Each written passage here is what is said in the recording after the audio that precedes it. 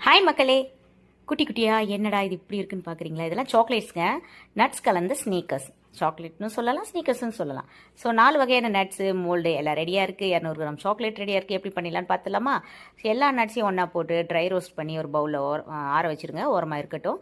So double boiling மெத்தடில் 200 gram சாக்லேட்டை 2 spoon பால் கலந்து இந்த அளவுக்கு லிக்விடைஸ் பண்ணி இந்த மாதிரி சில்கியாக வரணும். இந்த அளவுக்கு மெல்ட் பண்ணதுக்கப்புறம் எடுத்து இந்த குறகுறப்பாக அரைச்சி வச்சுருக்க நட்ஸ் பவுடரில் மிக்ஸ் பண்ணிங்கன்னா இதை இப்போ நம்ம மோல்டில் செட் பண்ணிடலாம். ஸோ உங்கள் வீட்டில் குட்டீஸ் இருந்தாங்கன்னா அவங்களையும் கூப்பிட்டு இந்த மோல்டில் செட் பண்ண சொன்னீங்கன்னா ரொம்பவே ஹாப்பியாக என்ஜாயாக அது ஒரு நல்ல ஒரு 10 நிமிஷம் அந்த ஒர்க்கு சூப்பராக கம்ப்ளீட் பண்ணிடலாம்.